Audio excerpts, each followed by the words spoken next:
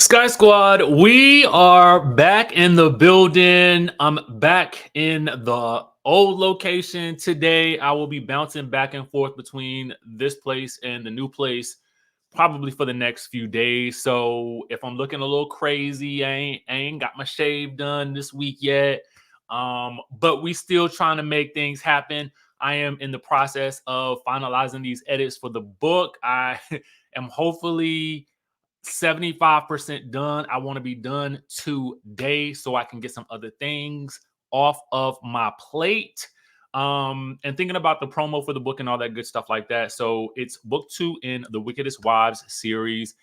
I am thinking it will be out in April. It has just taken me a little bit extra time because, for a lot of what you didn't know was, house hunting and, closing and all that kind of stuff like that. So just a little bit of FYI, some housekeeping real quick before we dive into the news.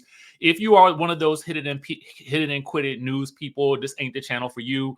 I'm just gonna let you know that right now. I am a very down home Southern type of dude. So, I'm gonna give you a little bit of this and a little bit of that. And we're gonna deviate and go down rabbit holes and all that kind of stuff like that. But it's gonna be fun if you stick with it. All right. So with that being said, let's get into this Malaysia Parks interview with Carlos King. Now, I had been hoping for a Malaysia Parks interview with somebody for quite some time, especially since she left Basketball Wives. And, it was to my great surprise that she was actually doing this show, Bold and Bougie, which comes out on Thursday. Now, so I am quite interested to see what this show is going to bring because she does really rave about this show and the stark contrast between how this show is filmed and how Basketball Wives is filmed as well. Okay. So we're going to touch on some highlights from the interview. If you guys have seen it, it is on Carlos King's YouTube channel, as well as a portion of it is on his Instagram. For what we're going to be discussing today, it's going to be highlights plus my thoughts on some things as well. I had another video idea planned for today, but once I saw this was out, I was like, we got to talk about it because y'all know we love Basketball Wives around here and we love Malaysia Pargo. So let's get into the tea.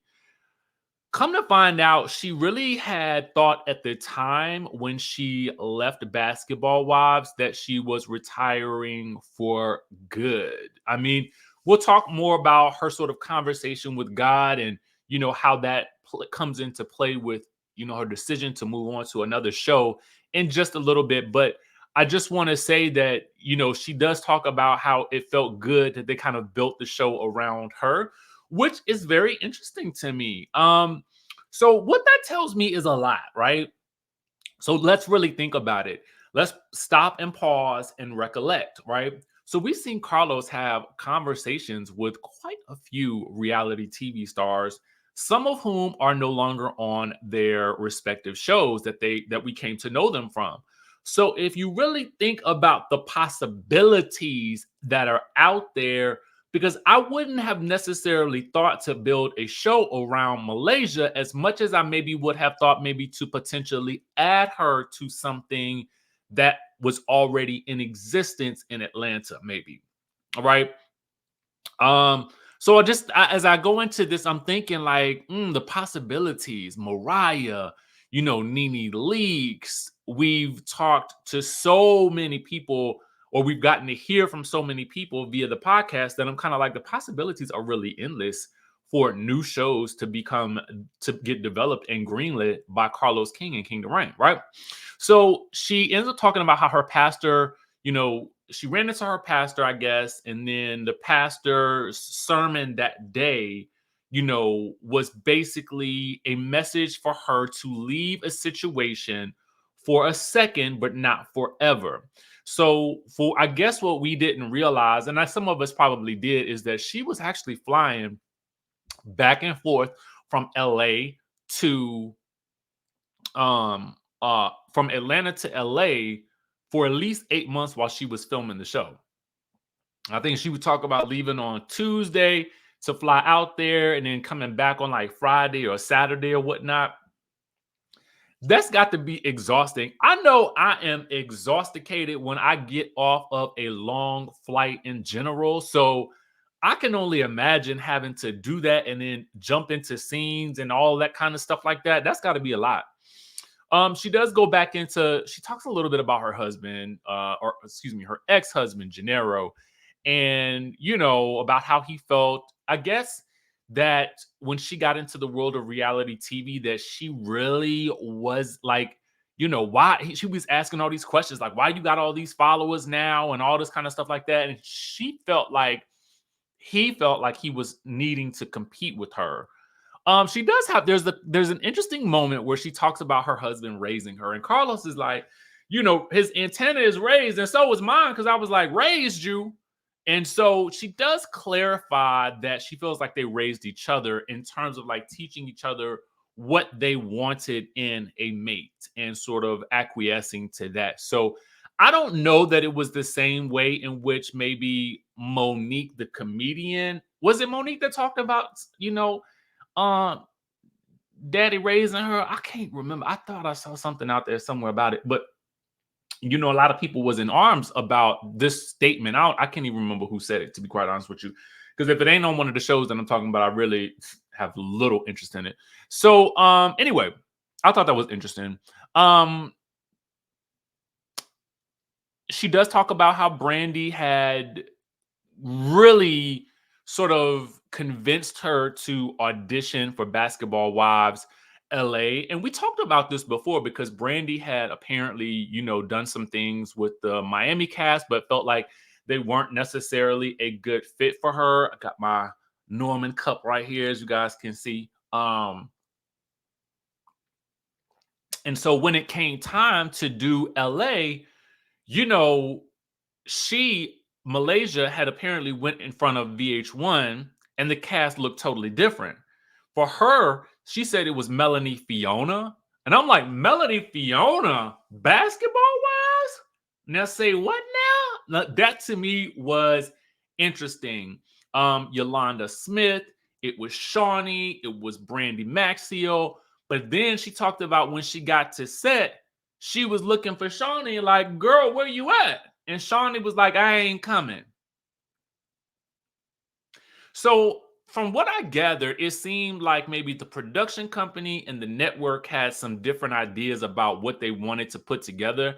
And Malaysia and Jackie were from a group of women that Shawnee wanted on the show. And then I'm assuming the other ladies were another group that maybe production or the network wanted on the show. And so there was a little bit of a divide, which now I kind of want to go back and rewatch season 1, episode 1 through something. I don't know what. Kind of like I'm rewatching Married to Medicine right now and just sort of getting an idea if I could sort of see that differentiation there. She says, but she does clarify that anytime she needed Shawnee has been there for her. Apparently, what we also did not know was episode 1 featured the fight between Malaysia and Laura Govan. Do you guys recall that? Well, apparently, during that fight, well, not just during that fight, before I get ahead of myself, they had been filming for 4 months prior to that. Okay. So they got 4 months of material, and we ain't get no show till that fight went down between Malaysia and Laura. Okay. So apparently she was shocked because she had been getting along with Laura because they had just both had babies. But again, this is where she talks a little bit about the differentiation between the cast.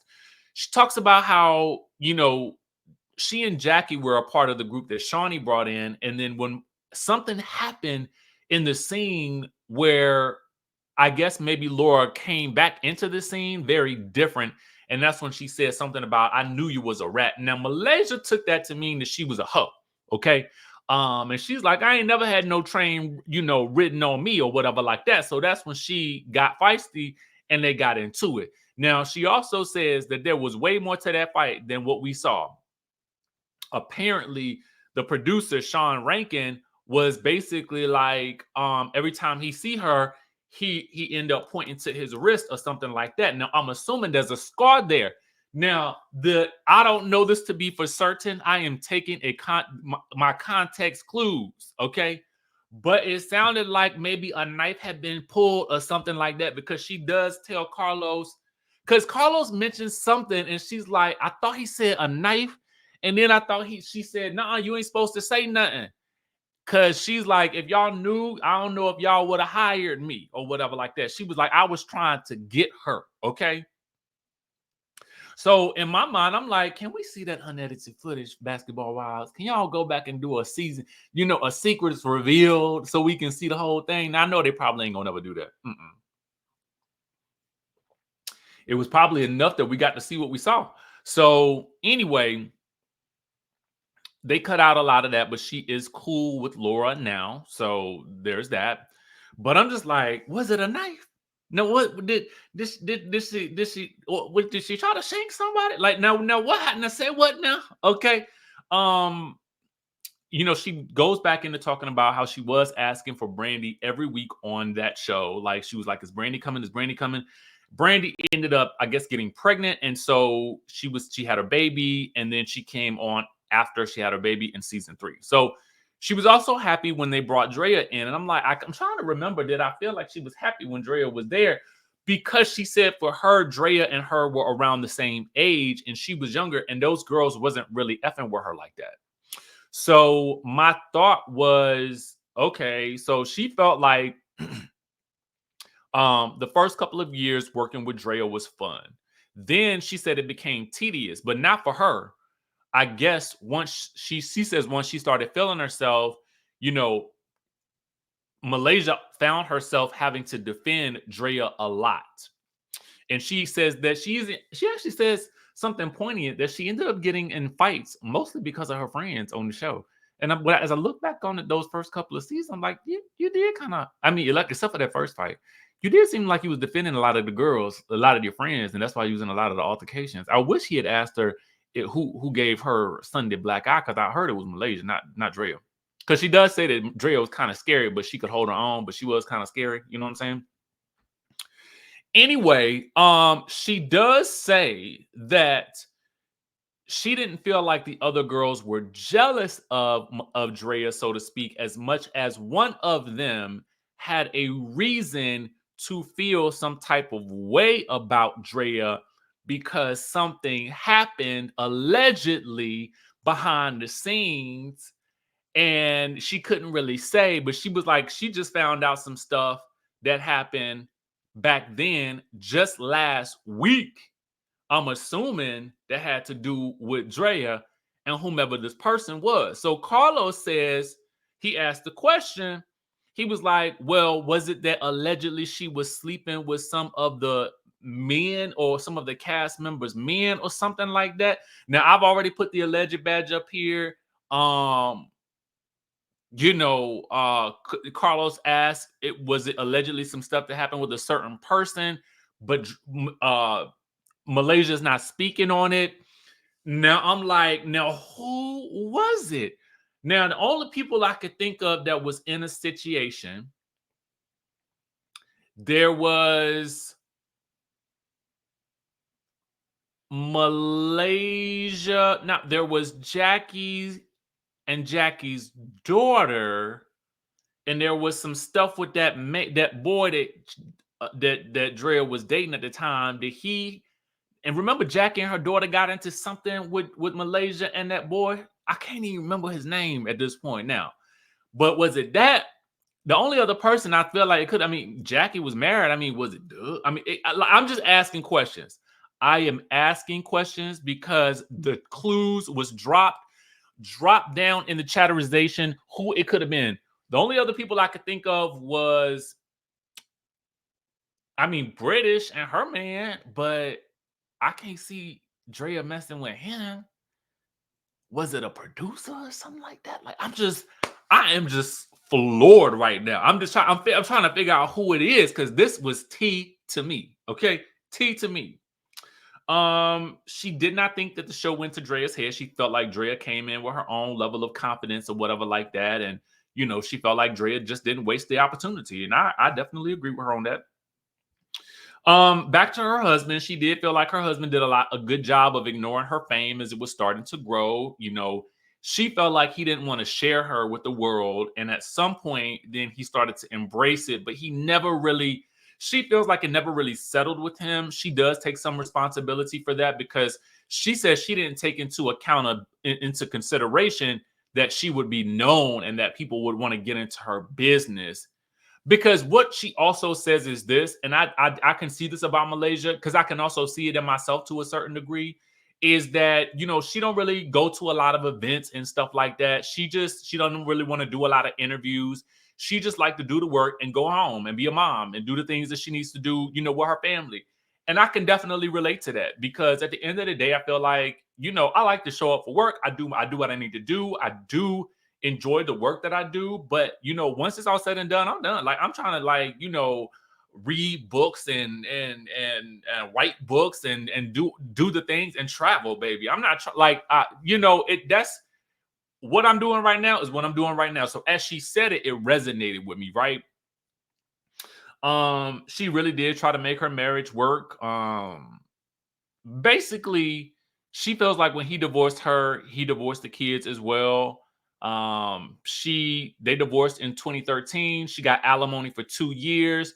And ever since then, she has been doing this whole thing with them 3 kids by herself, which is kind of crazy to me. Like, I don't understand why she has not been able to get the child support or whatever like that, especially if he's still playing, coaching, or whatever he doing. Like, to me, I'm like, no, absolutely not. These judges and these people need to be on him. And I don't know if it's her, but I thought she was going to get it last season that she was on Basketball Wives. But I'm like, girl, you need to be getting that child support. And if he ain't giving it up, I don't know what you need to do. But somehow you need to be getting that money because that man owe you. It sounded like to me. That what it sounded like to me. Okay. And I can't for the life of me understand any man that don't want to take care of and provide for his kids. I can't understand that. That just boggles my mother freaking mind, especially if you are over the age of 19. Okay. Like, if you 18 and maybe 21, a lot of men don't really, mature like that until they get much older. So I do get it up until maybe 25. But sir, you cannot be 25 no more. You have got to be in your 30s, 40s, or whatever like that. So at this point in time, you not taking care of them kids and not paying that child support, you look crazy right now. You look crazy. And I can't even for the life of me understand any woman that would be with him at this point in time with this knowledge, knowing that this man ain't taking care of the kids he already got. So what you think he would do with you, most likely, allegedly? I don't know. Okay. If I'm going by what Malaysia is saying, and her story been consistent. Now, regarding her and Brandi, apparently they just ended up going down 2 different roads. She felt like the friendship, they lived in 2 different places. She was going through a whole different stage in her life, as a single mom, trying to take care of these kids, working day and night. Okay. I mean, she sounded like she just been rolling on a river. And Brandi obviously is still with her guy, and so that's a different family dynamic than somebody who is out here as a single mom of 3 kids having to work and hustle and try to make these ends meet. Okay. So they just kind of naturally went their separate ways. But at this point, she loves her, but she would prefer not to be friends with the girl. She said in the last season cemented it for her. So Carlos felt like, Brandi was putting on for the cameras when it came to Malaysia because she was so aggy and because we couldn't figure out what was going on. Now, I ain't gonna even lie. I felt like that too. I felt like Brandi is mad. Like, it feels like she's just mad, angry. Like, what is going on that we don't know about that can't be resolved? You know what I'm saying? Like, it just felt like more anger than was like the punishment didn't seem to fit the crime, if you ask me. So I'm glad I wasn't the only person that felt like that. Malaysia felt like, real friendships, like secrets and loyalty die with real friendships. I feel like that way. I feel that way too. If I know whatever it is that I know about you and we fall out, I'm taking that stuff to the grave. I don't believe in that. Airing out friendship dirty laundry or anything like that. I have run into people who have done that, and it does make me look at them like, I'm glad I know that about you so that I would never get close to you. And when it has happened to me in the past, it let me know, okay, while God blessed me with our friendship at that time, I can now see why God has removed you from my life. Okay. And you just have to kind of look at it like that. You know what I'm saying? That's how I feel about it. Everybody don't have the same code, and that is fine. It just means that you were probably not meant to mix for the long haul. And it just is what it is. So I get that. I felt it with all my heart and my soul and my spirits. So anyway, she did feel like Brandi was constantly trying to bury her, even though she felt like she could tell Malaysia was going through something. I think anybody watching that season with two eyes, two ears, okay, and a sense of smell could tell that this was not the same Malaysia that we had gotten used to. You could see it through the screen. I don't understand how those ladies could not. And I'm probably sure at a certain point they didn't care, because I'm sure half of them just was glad to be back on TV. So it didn't really matter to them. I mean, I'm sure they could have been like, get rid of her and usher us in because we working again. You know what I'm saying? So I did feel a little bit of that. I felt like the only person that probably had a valid reason to feel some kind of way about Malaysia might have been Jen, but because Malaysia did throw that table at her. But I felt like Malaysia at the time felt like she threw the table because she felt like Jen was lying on her. Okay. So anyway, she felt like Brandi was trying to kick her while she was down, and that's when she realized that Brandi was never her friend. Um, she says that Brandi also told her on the TV that she saw her kids, but she didn't speak to her kids since she wasn't speaking to her. She does not want any internet beef right now, but she ain't trying to have no phone calls, no hookah, no DMs, no Starbucks runs, not a bit of contact with the Brandi at this point in time. Also, on her last season of Basketball Wives, what they did not get into was the alleged foreclosure that Jen brought up, which I was kind of hoping he would ask about, but maybe it's going to be responded to on the show, on the Bold and Bougie show, or maybe it won't be, discussed. But it was a topic of discussion at that last dinner that she had on Basketball Wives. So, but I'm assuming that because she's on the show now, it might not have been something that she really wanted to talk about. I really don't know. So we didn't get any answers to that. She did feel like everybody was coming at her. She felt like what was the last straw was that she felt set up at that dinner. Not that she felt like a victim, because she understood what this was. All right. She said when they had her sit in the car for a while, because what happens on these shows, or at least for Basketball Wives for her, is they would send cars for the girls to show up at the scenes, right? So she said she was always in a black car. So they had her waiting. And so Carlos had said something that Eva had said that I've heard echoed by Dr. Heavenly, is that when you don't get the beats, you're the beat. Which is to say that if you are not getting a heads up ahead of time about what's happening on the scene, then you, my friend, are on the menu. You are about to be filleted, fried, chopped up, and cut to bits, essentially. All right. So she had a feeling that because she was being held back, that she was going to be the duck to the goose. And so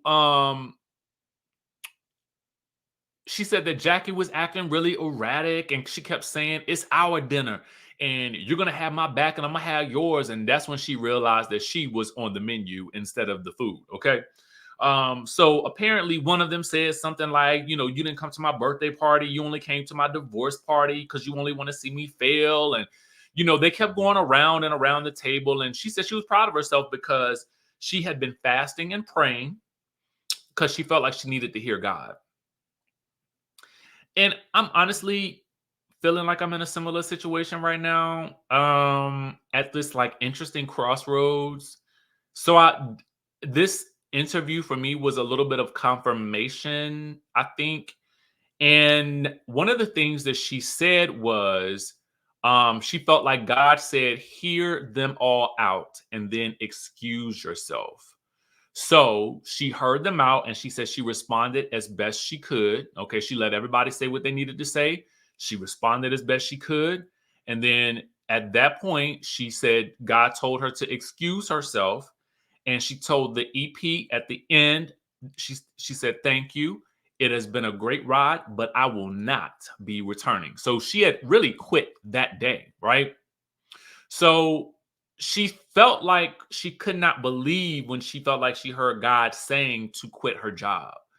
And like most people who were looking at her situation and knowing what she was going through, knowing that she wasn't getting any child support, she wasn't allegedly getting any assistance from Gennaro, she was doing it all on her own. If in fact the foreclosure had been true, then it didn't seem like the smartest thing in the world to quit the show. But let me tell y'all something that I do understand, that when God is nagging at you about something in your life that he wants you to do and he wants you to move away from, then it won't matter what anyone else thinks about the move that you make. Because even she herself was questioning it. It's like, this is my income. Like, what am I going to do? And God said not to worry about it. God told her to rest. And when she said that, that hit me like a ton of bricks. God said to rest.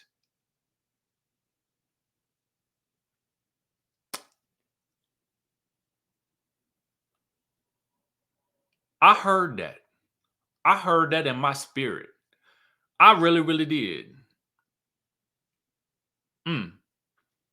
Um, at that point, she said she just had to trust in God. And the final scene that she ended up filming, I think maybe with Jackie and Duffy, I think it was, she said she literally had to ask God for permission to do that because God had already told her, to take a beat, to take a break, and not really fool with the show no more, right? But I guess they really needed her to do that in order to give her the proper send off story wise. So I did understand that from a business perspective. She does say that she was tired that last season. For 3 years, she had been flying from Atlanta to LA. And that's when she said she was flying on like Tuesdays to LA, then back to Atlanta on Fridays and Saturdays. During that last season, she was in a bad relationship. She had a miscarriage during that last season. She says it was from all the stress. Her mom was sick. So, really, she was just broken. And I feel like we could sense that something was awry because you could just see that the light looked like it had just disappeared out of her eyes. Conversely, you could see the spark in her eyes during this interview, and she just seemed so refreshed and happy and at peace. And so that led into talking about the new show, Bold and Bougie, where she talks about really being thankful that this is a show where everybody has something to lose. So they're not going to be acting a fool and throwing a shoe at you, right? Um, she does not have to be on the road. She can film right there at home, so she doesn't have to be away from her kids. And she says that all the ladies do have a vested interest in getting along, and they don't want to tear each other down. And I think that that's the type of reality show that we need to see. It will be interesting to see how they tiptoe along that line because, as we know, a lot of reality TV shows start off in that space. So my hope is that they can figure out a way to keep it spicy, but not go down a dark path where it feels like we can't come back from it, right? And I think with Carlos King really seeing the atmosphere on certain shows where there is the icing of people out, that I think that maybe he'll hopefully keep his hand in the pot so that that does not happen with this cast. So Bold and Bougie will be out on the 15th on WeTV. So make sure you guys tune into that. I'm super excited. I have wanted to see Malaysia back on television. And I'm also interested to see what the other ladies will bring to the show. So that is our recap of the Malaysia discussion with Carlos King. Let me know if you saw it. What did you think? Who do you think she was talking about with that Drea situation? Do you think she really pulled out? Was it a knife that she pulled out? I mean, I'm trying to figure it out, baby. I want to know. Okay, I want to know all the tea. So I'm still gonna be trying to put my feelers out there to find out what it was. Well, not really beyond this video. I just want to know what y'all think. Anyway, with that being said, I will catch you all in the next video.